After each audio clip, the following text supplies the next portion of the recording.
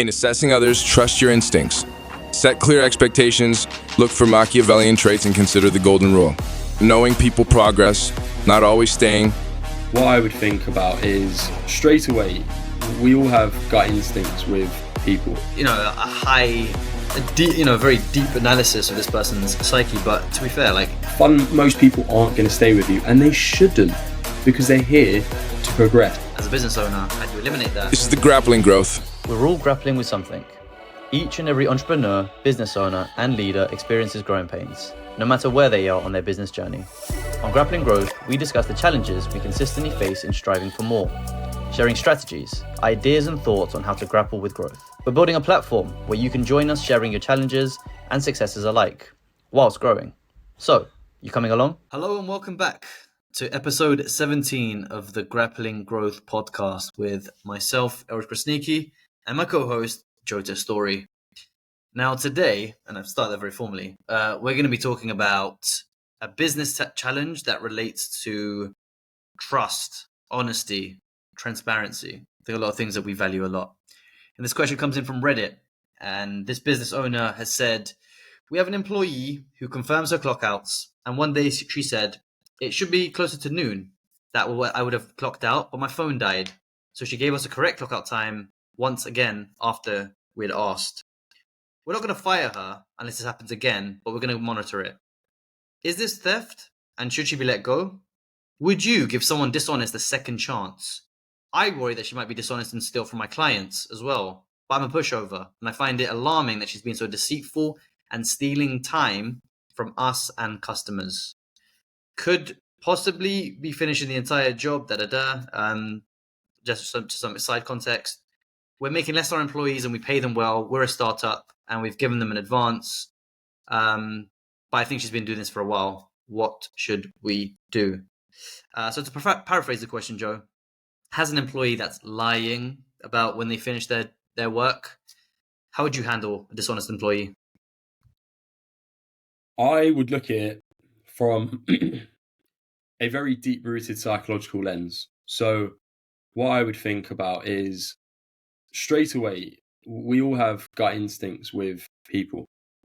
And then I would look at and think, is this person a Machiavellianist? Now, I'm trying to take this really far ahead. And essentially, the definition of a Machiavellianist is someone who is cunning. Now, if I believe that someone is trying to purposely cut corners continuously, I believe in giving everyone a chance. And we've all had it in our business, and probably admittedly, we've all been in a job where we've tried to cut corners, we've tried to leave early. So I always think, would I do upon to others what I would do to myself? And I'll give you an example. So a while ago with a client of ours, I made a mess up with this client. So I was supposed to update their products. And this was something I was doing as a pro bono piece of work. It wasn't in our agreement. I just did it extra. Anyways, client calls me up and says, hey, there's a double discount on these products. Who did it? And I froze for a second and I was like, and that was me. And I think the reason why I continue to work with this client is because of the honesty. And I said, look, hands up, my mistake.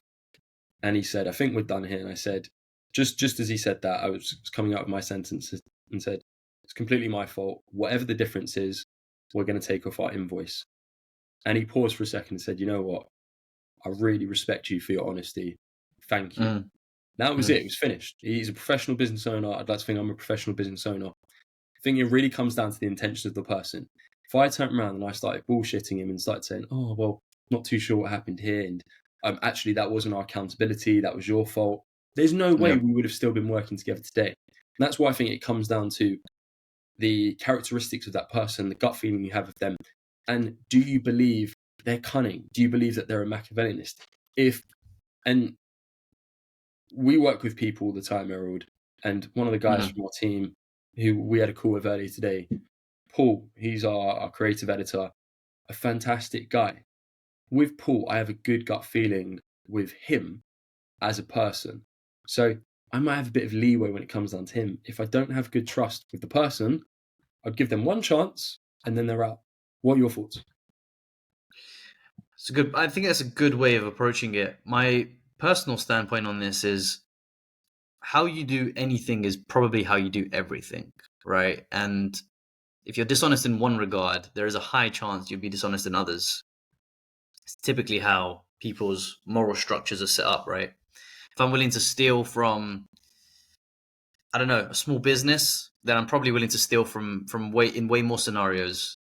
And that's just how unfortunately people are judged and how they act according to their moral standpoint. So the idea of like being a Machiavellian, well, I don't know how to say the word, Machiavellianist, A Machiavellianist or Machiavellian rather, yeah, kind of like the dark triad principle. Yeah, Is I so think that's one of the principles of that's one of the corners of the dark triad. yeah, and that's one thing that, like, in this scenario, it might be a bit of a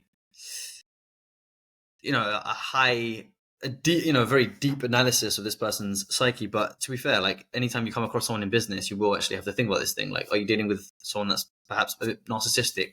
Are they someone that's willing to like fuck people over for their own good? That sort of thing. Just to interrupt and not to digress too hard, but No. I used to work with a really, really nice guy, really trusting guy. He welcomed me to his house and multi-millionaire. So I went round to him, spoke with him, and I could just see how nice and genuine he was. He had a cleaner at the time, and I remember we were talking. His cleaner robbed the house for 25 grand worth of jewelry. The cleaner was working with him, was there for 4 or 5 years. Now, a foreshadow could have been that I'm sure, there could have possibly been warning signs 2-3 years in. But giving people the benefit of the doubt led to that. Now, someone who is very cutthroat would say, okay, I've seen these warning signs, cut, that's it. And there's always hindsight biases of, I should have always had my jewelry locked in. But the thing is you let someone into your life, you become trusting to them, you probably know their kids' names, they probably know stuff about you, that's it. And fundamentally, when someone is faced with a selfish decision versus one that's selfless, quite often people choose a selfish decision, and you even see it with families. But that was just a bit of a segue. Yeah, no, it's a good point. I think, especially in business, where an employee, how do I phrase this? Well, the sort of relationship between employer and employee is transactional on the basis it has to be, right? I don't buy into this like we're a family and mikasa sukasa when it comes to businesses and employees. Like naturally it's transactional, and I don't think that's necessarily a bad thing, for the reason that as much as like I enjoy the people I work, and I'm going back to like my work days as well. Like I enjoy the people I work with, but I wouldn't be working there necessarily or interacting with my employer or my colleagues had I not been compensated for my time. You're struggling with your words today, mate. I'm struggling with these long words today. I need to up my thesaurus reading, dictionaries. But yeah, I think for the most part, like you have to understand that. So when you have an employee that, for example, is looking for those like corners that they can cut, it's naturally going to be the case because the value exchange is that you pay them for their time and then they deliver a service. Now, this depends on the industry that you're in.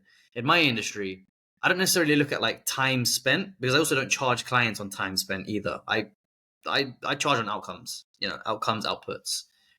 If you're a small business owner and you have a business that requires you to have set times, as in you're a cleaning company, you're a babysitting company, you're a any sort of company that requires a service to be done in like at a location that has a start and an end time, otherwise cannot be done outside of that, or can't be skimped outside of that, then yes, absolutely, people stealing time or messing around in that way, 100% a problem.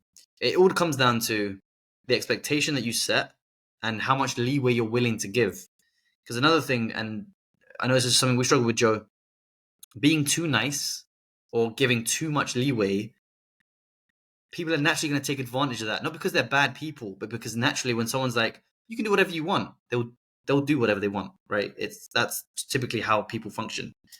I don't know if you'd agree with that, Joe. Jump in if you think I'm probably off track, but I think naturally like there has to be some boundaries set, otherwise you will get this sorts of scenarios pop up. No? when you're in charge and when you're the boss, you dictate the terms. So I found before, these are mistakes that I made, and I think being in your 20s, I'm at the end of my 20s. I've seen the mistakes I made 2-3 years ago where I became too pally with team. I always call people team members, and I still do now. And I remember falling into the honey trap a few years ago of saying, "Oh, they're like my family." They're not, Yeah. because at the end of the day, family stays with each other through thick and thin. And when your business isn't doing well, most people aren't going to stay with you, and they shouldn't, because they're here to progress. And your career is a selfish sacrifice. It's not for the company, it is for you. And that's why companies fire employees when it doesn't make sense, when it is a net positive. And you get some companies that have an absolute loyalist staff base. But I think, as you said, a lot of this is transactional, and that's the bottom line of what it comes down to. 100%. That's why this scenario is a bit of a difficult one. This employee, depending on their value as well to the business, if they're willing to be deceitful, and it's a transactional relationship, right? They're not upholding their end of the transaction, realistically, which is they're meant to be somewhere until a certain time. They're getting paid for that time to deliver a service. That's the agreement. If they've delivered the service quicker and they didn't need to be there any further, sure thing. I think there's an argument to say that maybe this isn't really a violation. It's more just them being efficient and the timing not mattering as much. But you made a good point. So to your question, which we haven't addressed. So there's also a stakeholder impact here, where it mentions that this is a company that is essentially an agency that's outsourcing labor. So it's a cleaning company. Yeah. Now, the stakeholders here to hand are end customers. If there's a negative reflection there, and the PR is becoming negative PR to the customers, then there's a wider scope impact, because there's a cost to the business. Now, they might be suffering from refunds. The owners have mentioned that they pay employees more than they actually pay themselves, which is not great. And they're doing more harm than good to the business. And I've seen this before with team members who I've had in before who have resulting in negative churn. And fundamentally, if that's resulting in negative churn and you've spoken to them once, that's it. And I've taken a principle from a friend who's in the military who, and this was the first time I properly had to fire someone. And I was going into it thinking, I feel awful about this.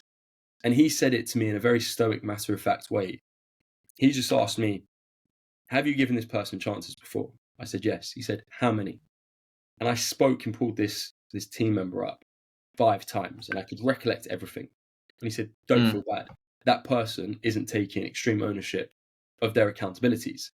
Turned around, Monday morning hit, called them up and said, "Hey, I'm firing you for," and I broke it down, A, B, and C, and I said, "That's it." And they said, "Oh, but," and that was it. There was no two ways about it. You give people first and second chances. There's a limit and merit to how much leeway you give them, and it depends on the impact of what they're doing. For this person, they weren't doing their job properly, they weren't following processes, and they were being disrespectful to colleagues. Yeah. Which, that for me was the biggest thing, because that was having a wider impact on the team morale. Equally, if they were like that with clients, then that's a real negative to what's being done. Not getting stuff delivered on time with no excuse, that's a problem. But then if the impact is, if there's a ripple effect onto other people, I think that's where I've got a non-negotiable with now.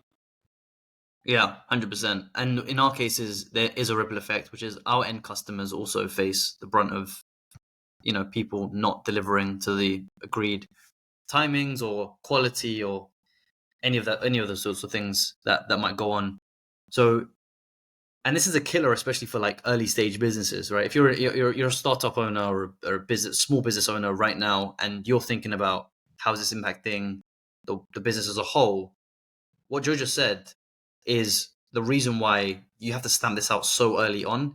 In big companies, if you're at Google and Google has billions to waste, and you're one of 15,000 employees that just fade into the background, and you might do a bit of work here, a bit of work there, but more or less your input output doesn't make a material difference to the complete overall structure of the company, you could probably get away with cutting half an hour off your day here and there.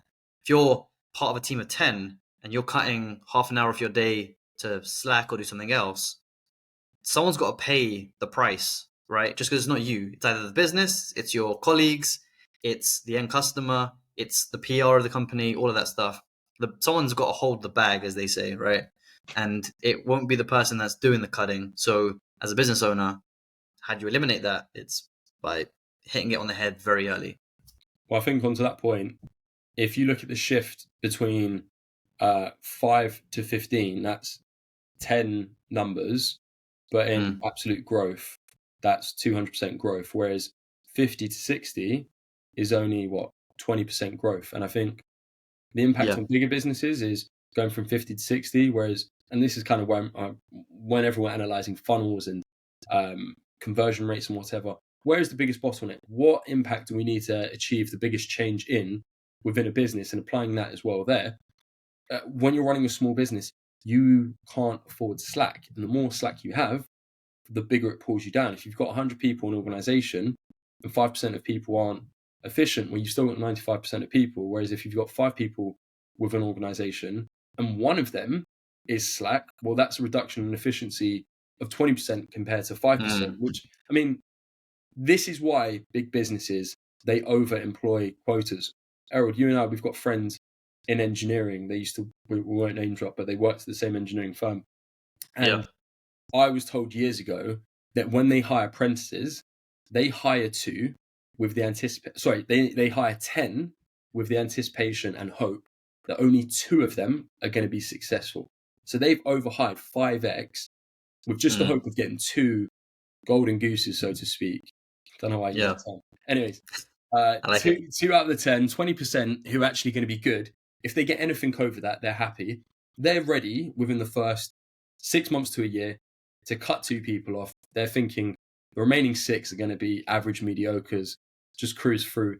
And there is that philosophy of 1 excellent employee, team member, is worth 5 average people.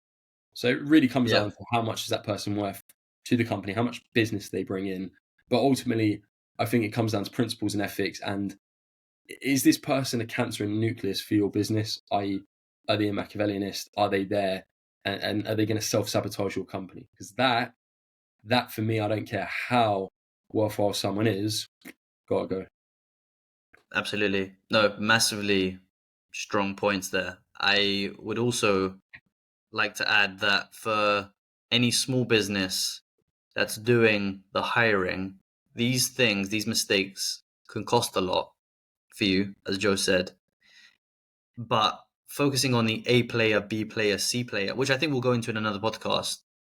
An A player is someone, as Joe said, is one person that represents almost 5. They can do like the equivalent of 5 people's workload. You're rarely going to find A players, or if you're a small business, be able to afford them.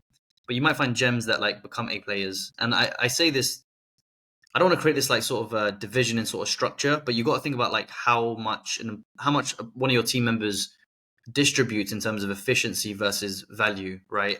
And if they are someone that's over delivering as an A player, you actually have to put more focus on them and making sure that they're taken care of and they're supported and whatnot to a certain level. B players that like will do the job to a good level, about, they bring out, and I always say this for employees, if you have an employee in a company, they should be delivering at least, it depends on the industry, I'd say in our space, 2 to 3, 2 minimum, but probably 2.5 to 3x what they're getting paid, right? For it to make sense. So if you're paying them 50K, they should be delivering or managing about 150 to 200K worth of value, right? Otherwise, it doesn't make sense. If they're only delivering 80K worth of value, that 30K margin gets eaten up very quickly by taxes, general costs, offices, all the other stuff. Yeah, you've got all the other ancillary costs that go around it, fixed overheads. So these are things I think rarely entrepreneurs, small business owners think about when they're starting a business. Erald, anything else you want to add before we sign off? No, I think that's it. I would like to thank everybody for listening in and joining. If you've enjoyed the episode, please do check out the rest of our episodes on Spotify. We have a number with very, very cool guests in there from the agency space. Follow us on Instagram at Grappling Growth. And please send us any of your emails, your business challenges, to our email, podcast@grapplinggrowth.com. It's got official Erald on Instagram if you want to reach out to me personally, and Joe Testouri if you want to reach out to Joe personally. We have a bunch of things going on in the background, but we'd love to hear from you. Again, share anything you want to share with us, and we may even talk about it in one of the episodes. But for now, we'll leave you here. Take care, and we'll hopefully see you soon. See you soon, guys.